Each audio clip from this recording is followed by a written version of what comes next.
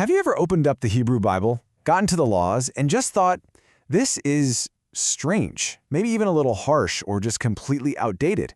Well, you are not alone. But what if the whole point isn't about some rigid ancient rulebook? Today, we're diving into a really powerful idea from our source material, that this law is actually a living, breathing guide, and honestly, it might be way more relevant than you think. So here's our game plan. First, we're going to talk about why these laws can feel so weird. Then, we'll flip the script and see how they were actually seen as a gift. From there, we'll trace their roots all the way back to the creation story. And then, this is the really cool part, we'll see how they were actually designed to change over time.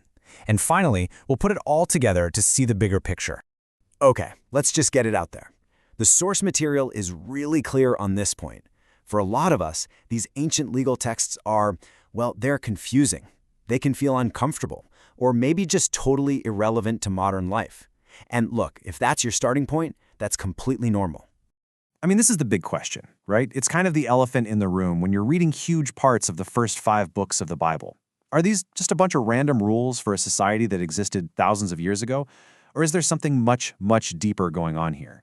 This is the huge shift in perspective that our source is getting at. We're moving away from seeing the law as this arbitrary, unchanging, and kind of punitive thing. Instead, we're going to start seeing it as something purposeful, something that's dynamic and can adapt, and most importantly, something that's meant to be life-giving. That is a massive change. And that shift brings us right to the central argument. The idea here is that instead of being a burden, the law is actually presented as this incredible gift, a gift that's designed for the flourishing of the community and, believe it or not, all of creation. Just let that idea hang in the air for a second. It's not a test you have to pass or a trap waiting for you to mess up. It's a gracious gift for life, health, and well-being. I mean, that one concept, pulled right from the source, pretty much changes everything about how we can approach these ancient texts. And you can see it right here in the source material.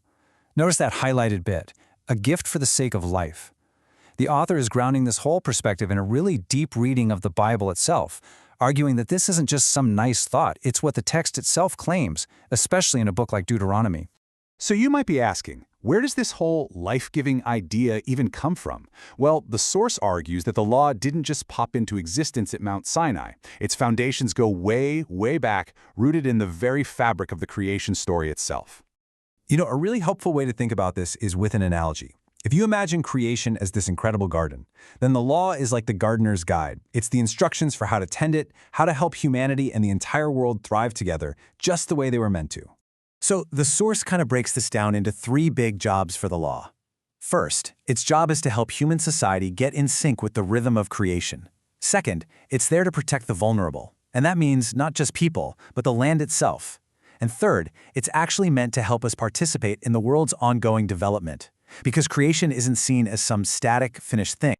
Now, to really get a handle on what law looked like before Sinai, we have to talk about this idea of natural law.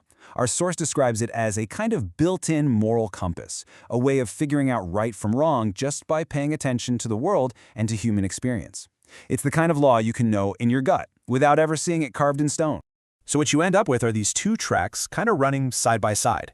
You've got natural law, this general moral sense that's available to everyone, everywhere. And then you have divine command, the really specific instructions revealed to Israel at Sinai. According to our source, the Bible shows both of these things working together. All right, now we get to what might be the most powerful part of this whole argument. The source shows that this law was never, ever meant to be frozen in time. And the proof isn't some obscure text from outside the Bible. It's found right inside the Bible itself, which literally shows its own laws changing and adapting. So here's the absolute crucial point. The Bible isn't a single, flat legal code. It's more like the record of a process, a living, breathing legal tradition that had to respond to new challenges and new situations over hundreds and hundreds of years. Change wasn't a bug, it was a feature. And you can actually trace this development right through the text. You start with that basic moral sense you see in Genesis. Then, at Sinai, it gets formalized for a specific community. But then, and this is so critical, in the book of Deuteronomy, the law is revised and represented for a whole new generation about to enter a new land. And that very act of revision becomes the model for the future. The source points to some amazing evidence for this, and a key piece is the book of Deuteronomy itself. You see, in many ways, it's a revision of earlier laws we find in the book of Exodus. Now, that's not a contradiction we have to explain away. No, it's a window into how the law was designed to work, as something that could be updated to better serve life. Okay, so we've seen that the law is a gift, it's rooted in creation, and it's designed to be dynamic. But what's the big takeaway here? Why does shifting our perspective like this actually matter? It matters because this isn't just some academic debate. It totally reframes the entire goal. See, the point isn't just to blindly follow a static list of rules to score points. It's about wisely and thoughtfully engaging with a guide that helps us join in on the ongoing work of making the world a more life-giving, flourishing place. So if we boil it all down, here's what we've got. The law is a tool for us to participate in creative work. It's literally designed to be adapted to new situations to help life flourish. And that means obedience isn't about blind rule following. It's about intelligent discernment, about figuring out how a principle applies right now. And maybe the biggest takeaway is that the text doesn't just give us laws, it gives us a model for how to keep thinking ethically today. And that really leaves us with a final question to chew on. If the law in the Bible isn't some dead relic from the past, but a living guide that's designed to be adapted for life and for health and for well-being, what does that mean for us? What new situations in our world are calling for its principles to be applied in fresh ways today? That's something worth thinking about.